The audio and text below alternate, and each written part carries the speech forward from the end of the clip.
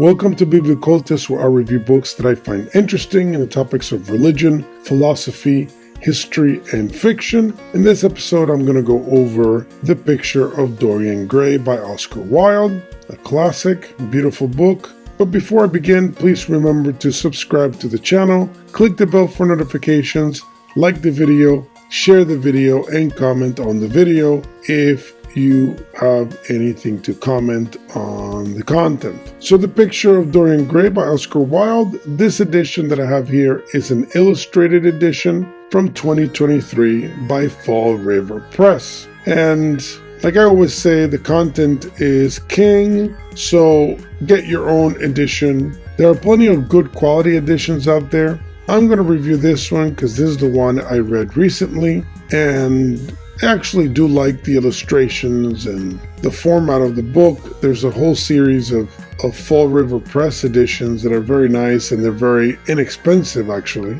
The only thing I don't like is the paper, because this kind of shiny paper tends to be problematic if you have a light pointing at it, but it's still very nice edition. So it is hard to review certain books without giving spoilers because of the nature of the book.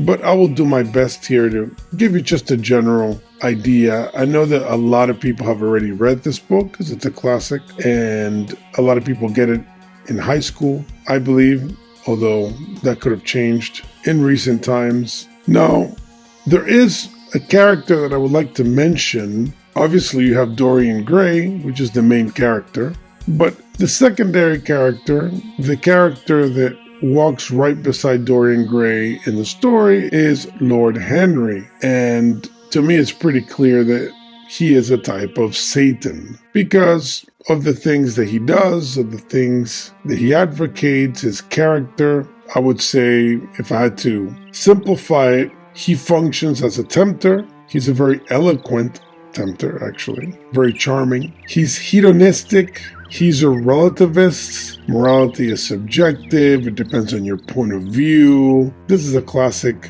trope of the Satanic character in most traditional literature. And he's a corrupter of innocence, openly speaking, meaning he believes in corrupting the innocent. That's actually his philosophical position. So as you read through, you'll notice that he possesses all these characteristics, and I think very openly from the beginning. Now, going through some of the basics, as I always do here, Oscar Wilde was very good at condensing very meaningful concepts into very short sentences. I would say that that's the most impactful thing of the reading, is Oscar Wilde's ability to do this, to put in a few words something that is very profound. So right in the beginning, for example, in the preface, he says, "To reveal art and conceal the artist is art's aim." So that's a beautiful idea, although I do think it's not fully possible.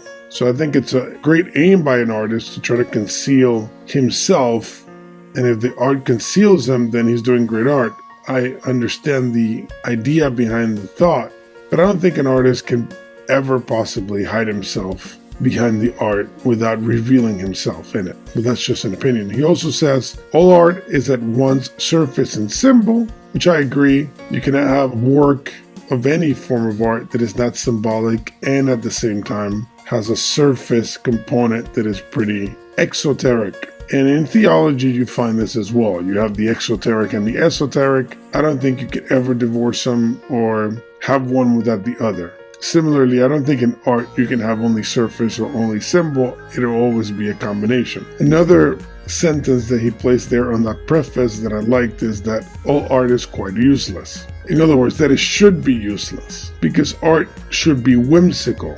That is the perspective of the author. And again, I think it's a very interesting concept to consider. He actually places this at the end of the book in another way that I'll get to. But again, art could also be useful, in my opinion. But from the perspective of the book, this idea that it should be useless, I think it has meaning.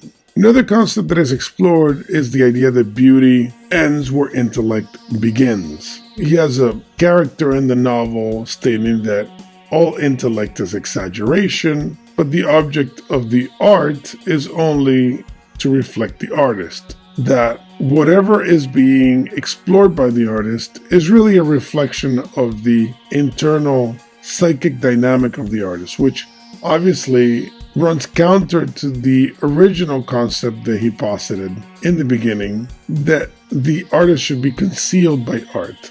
But here, he's actually diminishing the object of the art and elevating the artist. So I think that duality is in itself a great manifestation of the psychology of the artist, that dual nature, that dual concern.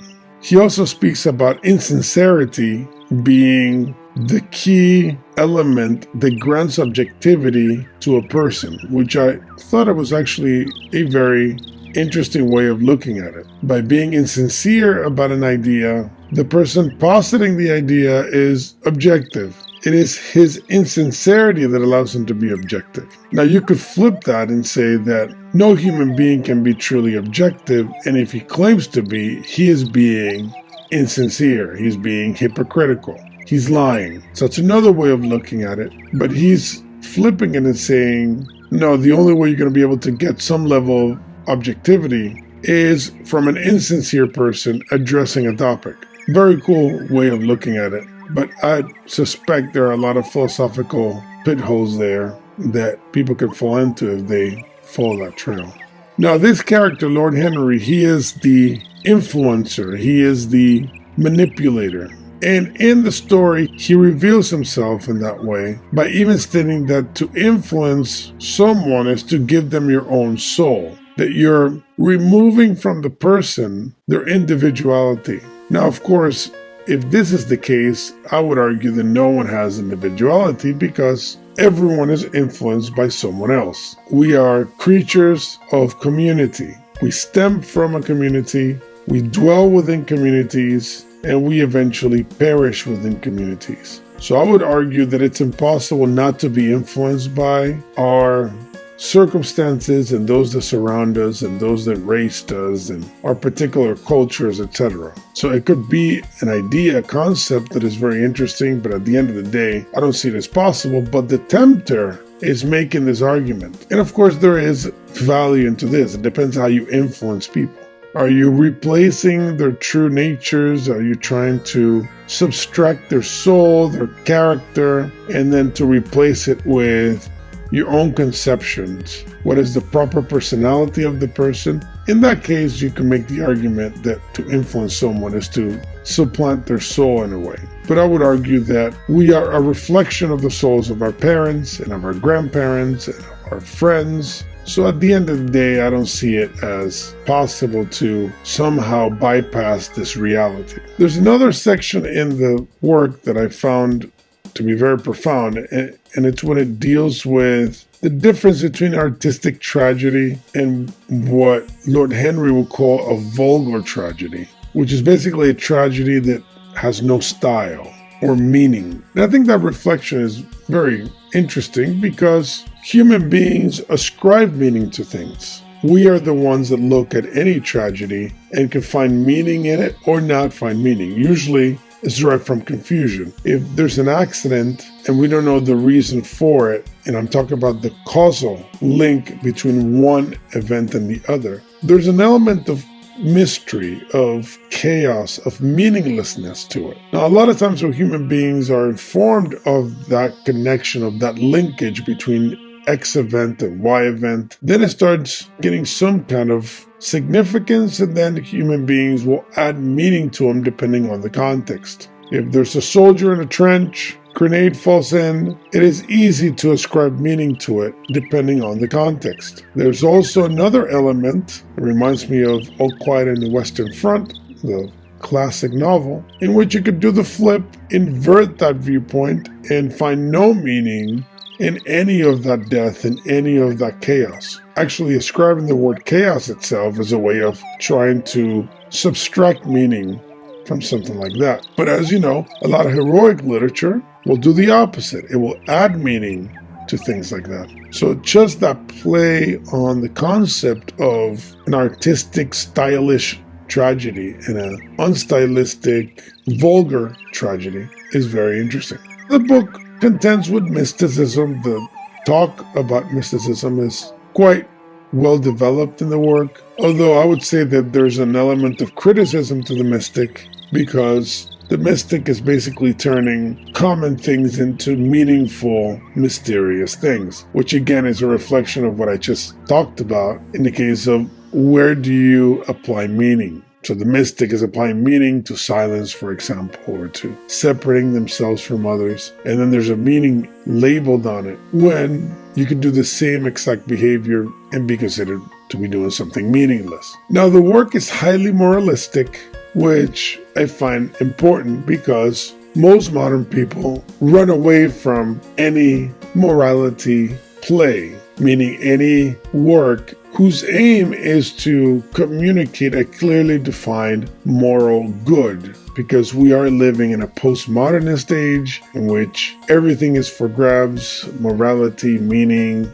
and even existence itself. So that any work that kind of deals with things like sin, for example, which this work does, is considered to be anathema. In this work, sin is considered to be so corrupting, so perverse, that it eradicates free will. So free will being the core value of the good, sin, even though it seems to be alluring to those who wish to have freedom and liberty, right? So I'm going to do whatever I want because who are you to tell me what to do? Who are you to judge me, etc., etc., the classic tropes of the modern age. But here, sin is evil because it removes free will. So it is dealing with an irony, the oxymoronic nature of free will combined with sin.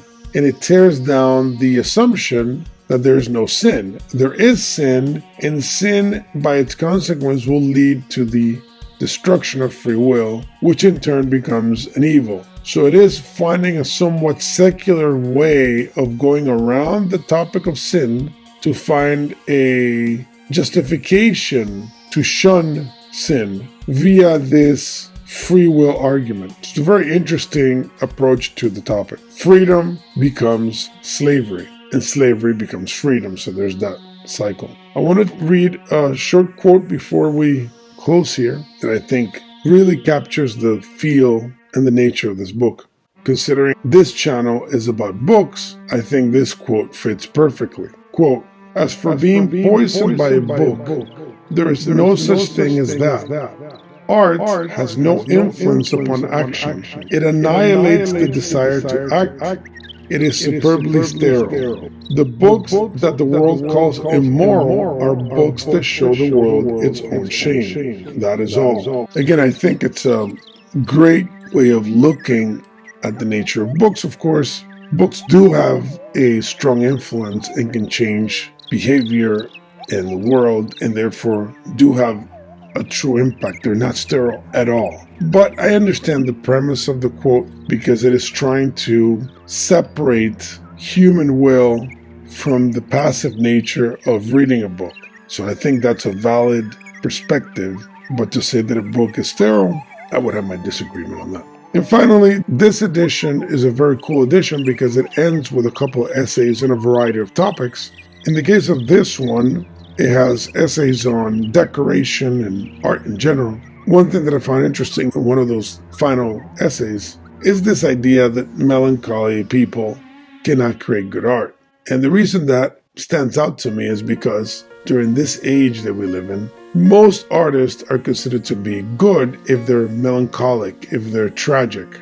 There's an expectation that the artist should be tragic, self-destructive, and in a way lost, because the presumption is that if the artist is somewhat crazy or somewhat depressed, he would generate better art. Here, Oscar Wilde is saying the complete opposite. And I found that refreshing and interesting because most people generally assume that you must be somewhat disturbed to do good art. So hopefully you enjoyed this review. Please remember to subscribe to the channel, click the bell for notifications, like the video, share the video, and comment on the video. Thank you for being with me. See you next time.